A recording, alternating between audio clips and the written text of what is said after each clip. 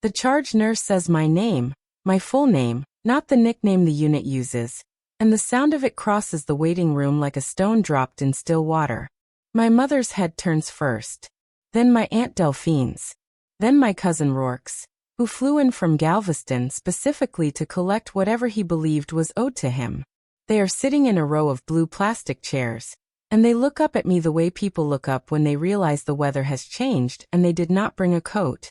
Dr. Miriam Osebansu, Chief of Emergency Medicine, is walking toward me with her hand extended. She is not looking at them. She is looking at me. "Doctor," she says. "We've been waiting." My mother's mouth opens. Nothing comes out. I shake Dr. Osebansu's hand. My grip is steady. I have not slept in 31 hours. My shoes still have Auntie Perpetua's garden soil on them, from the morning 2 weeks ago when I knelt beside her in the tomato beds, and she told me the thing she had never told anyone. The dirt is still there.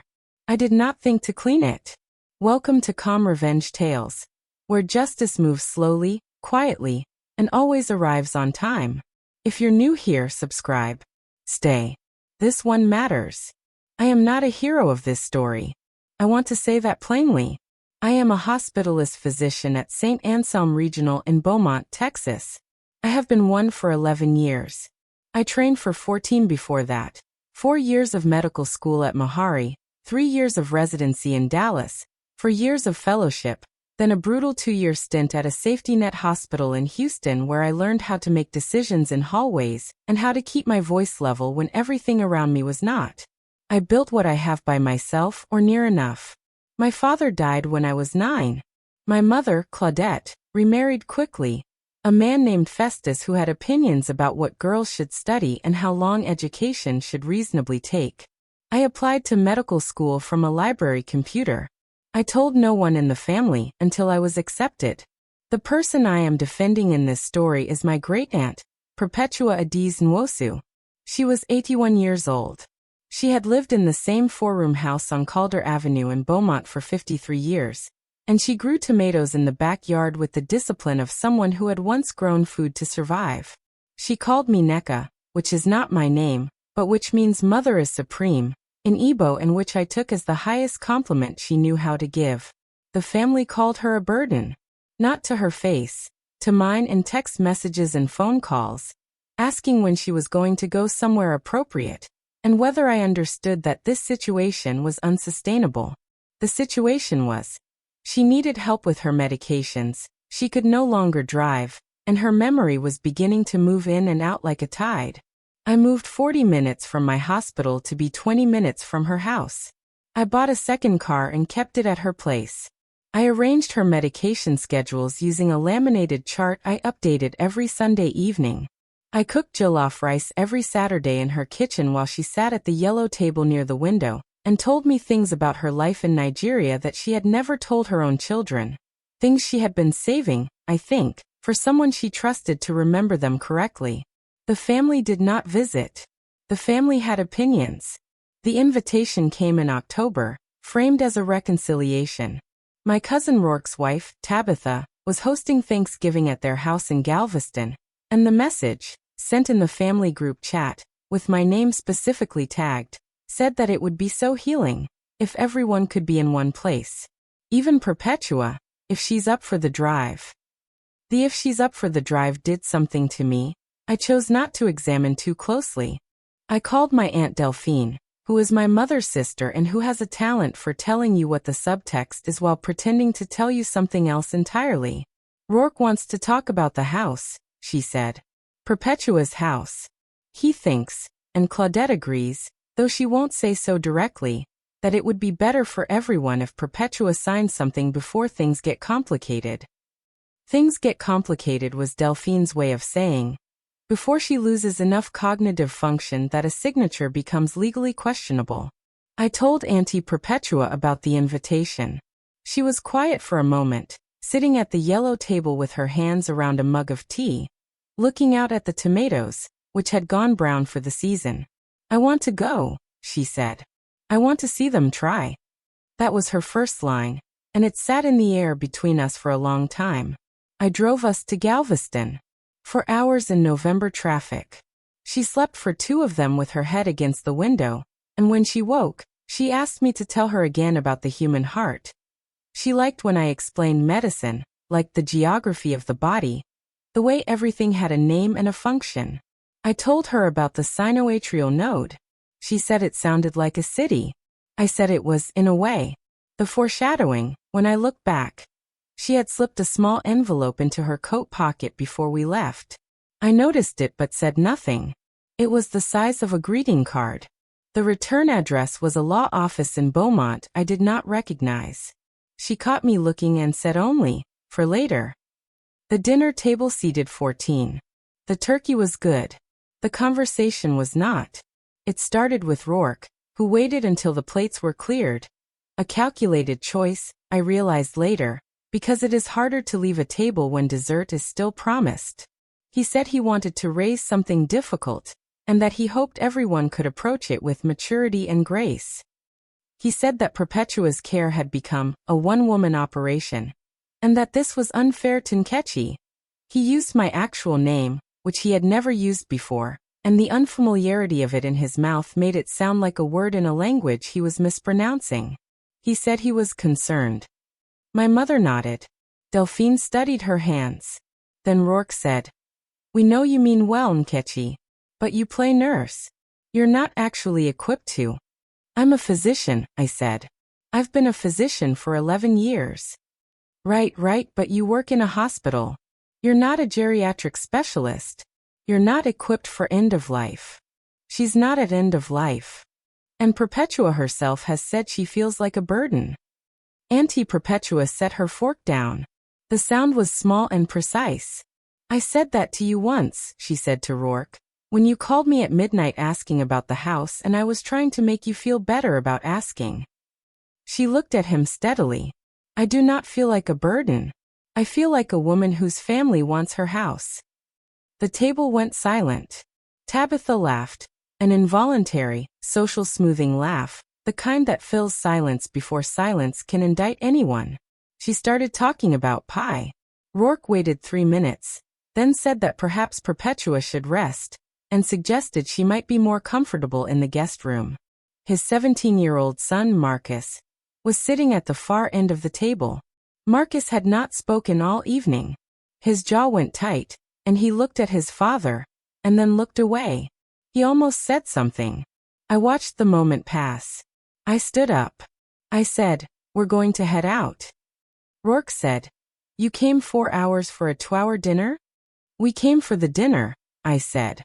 "The dinner's done." I helped Auntie Perpetua with her coat. She took my arm. At the door, she turned back to the table and said, "You're welcome to call. I'm not gone yet." She chose the word gone carefully. I understood why later. We drove home the same night. Auntie Perpetua slept the whole way. In the weeks after Galveston, the calls from the family stopped entirely. I received 2 text messages, one from Rourke, asking if I'd thought more about options, one from Claudette, asking if I was punishing the family by not engaging. I was not punishing anyone. I was working 3 overnight shifts a week, driving 40 minutes each way, updating the medication chart every Sunday, ordering groceries for 2 households, and sleeping in the on-call room more often than I slept at home. The cost, broken down plainly, $1,400 per month in additional household expenses. 11 hours per week in driving and caregiving logistics. 0 hours per week in self-pity, because that is not a line item I know how to budget. I refused both of them. Rourke had framed his message as concern. Claudette had framed hers as hurt feelings. Neither framing changed what they were asking, which was, abandon Perpetua, and join us in waiting for what she has. The envelope from her coat pocket appeared on my kitchen counter in early December. I don't know when she moved it there. She had a key, came and went as she liked, sat in my reading chair and fell asleep with her shoes on. I noticed the envelope on a Tuesday and left it where it was. It was not mine to open. She came for dinner that Friday, and I made her a goosey soup, which she had taught me in pieces over many years. Never all at once, always one more technique revealed when I had demonstrated I could handle the last one. She ate 2 bowls and told me the soup was not quite right yet. What's missing? I asked. Time, she said. You're always rushing the crayfish. That was her second line.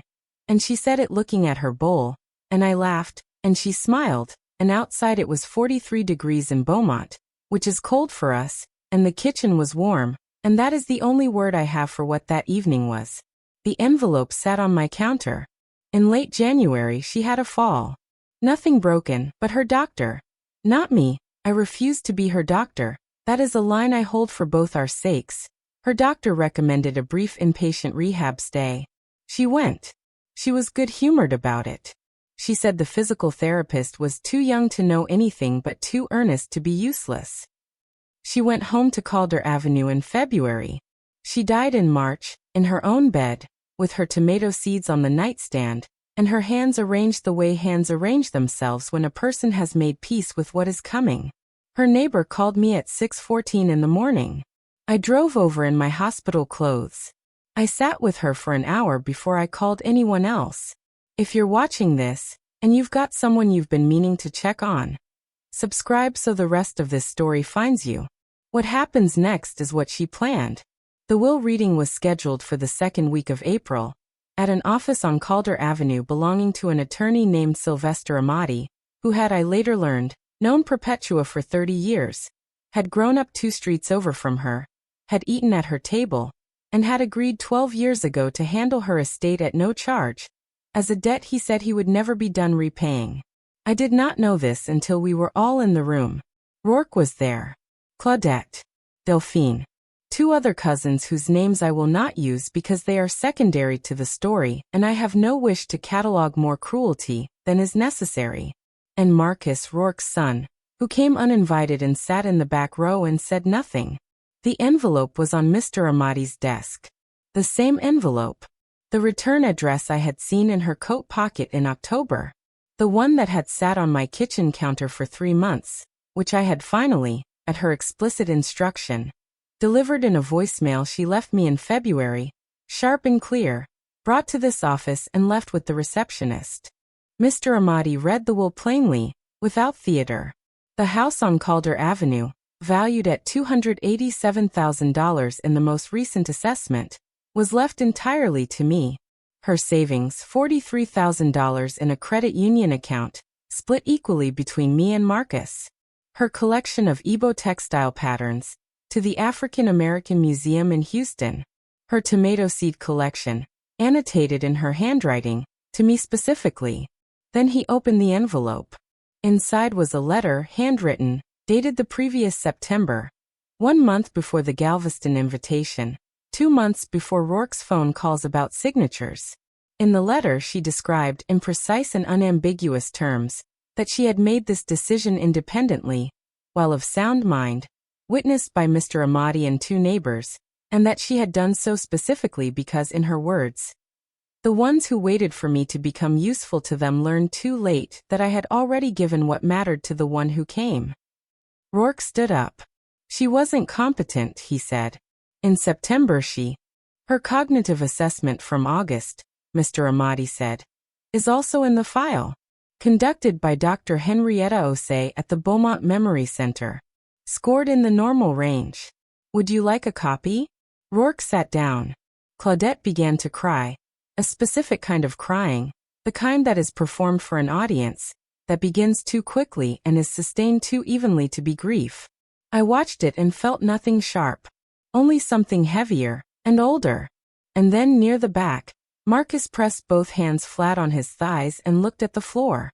His face went through something that was not grief and was not anger. It was the face of someone who has known a truth for a long time, and has just been handed permission to acknowledge it. I looked at him. He looked at me. Neither of us said anything. Mr. Amati asked if there were any questions. I said, "She told me once that what you leave behind isn't what you owned. It's what you taught." I paused. I'm still learning the crayfish. No one in the room understood the reference. That was fine. It was not for them. The legal transfer of the house was completed in 6 weeks. There were no challenges filed. Rourke consulted an attorney, who told him what the cognitive assessment made obvious, which is that the will was airtight and the letter was dated with specific intention. The word they had used as a weapon, competence, her competence, the suggestion that she could not be trusted to know her own mind, was the same word that protected everything she had decided. I made one offer. I called Rourke in May and told him that if he wanted to purchase the house at fair market value, I would consider it. He said he wanted it transferred to the family, meaning him, without purchase. I said that was not something I was willing to do. He hung up.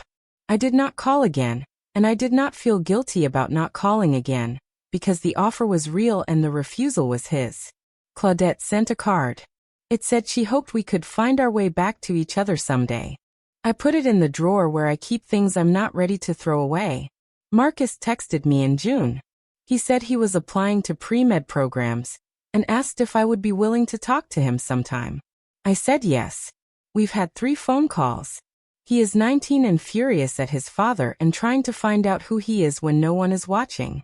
I told him that's where identity actually begins. I still work at St. Anselm. I still drive 40 minutes each way. I kept the house on Calder Avenue. I am not ready to sell it, and I may not be. On weekends, I drive over and sit in the kitchen at the yellow table near the window, the same table where she told me things she had been saving for someone she trusted. The tomatoes are coming back. I planted them in March from her seeds, the ones she annotated in her handwriting, variety names, planting depths, the exact amount of water each one needed. I have been rushing the crayfish my whole life, she told me. I am trying to learn to slow down.